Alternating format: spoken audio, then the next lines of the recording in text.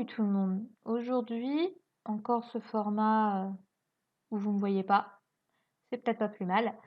On va parler dans ce compte à rebours de l'horreur de la fête des morts à travers le monde et on va partir avec l'une des fêtes, je pense, les plus célèbres, qui est le Dia de los Muertos, donc la fête des morts au Mexique.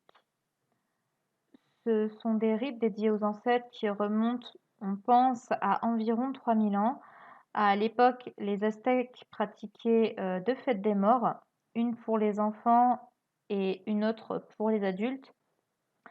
Ces 2 fêtes étaient célébrées à 20 jours d'écart au mois d'août, entre le 9e et le 10e mois du calendrier mexicain, qui coïncidaient avec la récolte du maïs, la courge, les pois et les haricots.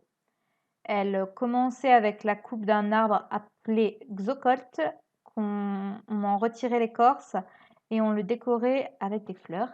Et durant 20 jours, il y avait des offrandes qui étaient faites à l'arbre en mémoire aux défunts.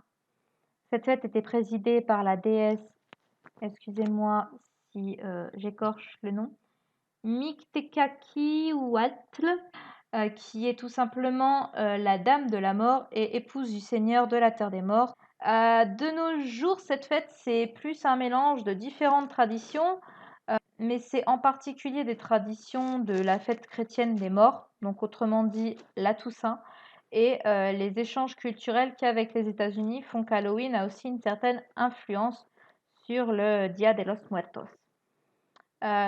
Chaque année, vous avez des autels en l'honneur des proches décédés qui sont dressés et tout ce qui est intérieur et extérieur des maisons sont décorés et fleuris en l'honneur des âmes voyageuses. Vous avez des découpages en papier qui s'appellent des papel picado, des têtes de mort en sucre qui sont appelées calaveras, ou encore du mezcal qui est une boisson alcoolisée à base d'agave, et les plats préférés du défunt qui sont placés sur l'autel. Donc sur l'autel, si vous voulez, vous avez les photos des défunts. Tout l'autel est décoré et vous avez voilà les offrandes qu'on fait aux défunts qui sont disposées au niveau des photos, etc. Le dernier jour, il y a des fêtes et des banquets qui sont organisés dans les cimetières. Oui, pour nous, ça peut paraître étrange, mais dans les cimetières, enfin, ça paraît étrange, mais quand on sait que certaines personnes disent qu'ils aiment pique-niquer dans les cimetières, si vous avez la rêve, pensez à moi. C'est de la merde! Les âmes en fait des défunts, le jour de la fête des morts, si vous êtes pas oublié par vos descendants et que vous êtes fêtés, vous pouvez aller dans le monde des vivants ce jour-là pour voir vos proches. Et quand le jour est fini, enfin quand la fête est finie, vous repartez dans le monde des morts pour un an. C'est un peu ça en fait. L'icône populaire qu'on connaît maintenant à travers le monde de la fête des morts, c'est bien sûr la Catrina. Donc c'est ce visage de femme très très maquillée, très très colorée, qu'on peut aussi appeler une sugar doll, qui est en fait à la base en papier mâché coloré. Voilà, ça casse un peu le mythe, mais c'est ça. Pour le 6e jour, Alors, toi tu vas nous dire quoi? moi je vais repartir sur Regan McNeil. Eh ben si on reprend les vieux, je vais reprendre Jason. J'ai envie de la voir, ma petite Regan McNeil. Alors c'est... Oula! Ah bah t'avais raison, c'est Regan. Ah! Trop cool! 2-0.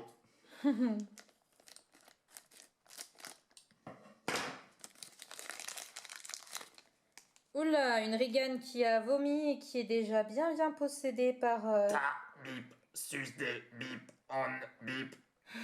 Quoi, on a plus le droit de dire enfer? Non. qui est déjà bien possédée par Pazuzu à ce moment-là. Regan McNeil, personnage principal du célèbre film L'Exorciste réalisé par William Friedkin, sorti en 1973. Jouée par Linda Blair, qui avait 14 ans à l'époque, Regan vit à Washington avec sa mère, Chris, une actrice, qui s'inquiète quand sa fille commence à être victime de spasmes, ce que les médecins voient comme un simple symptôme de préadolescence. Mais les phénomènes s'amplifiant et devenant de plus en plus dangereux, Chris décide de demander de l'aide au père Damien Carras, qui viendra constater de lui-même que Regan n'a pas que de simples troubles psychologiques, mais qu'elle est bien possédée par un démon qui se dit être le diable. Regan sera de retour dans le film L'Exorciste 2, l'hérétique, qui sortira en 1977, où elle est toujours en proie du démon Pazuzu. Elle refera surface en 2016 sous le pseudonyme d'Angela Rance dans la série L'Exorciste de Jeremy Slater, où sa fille est visée par des forces démoniaques.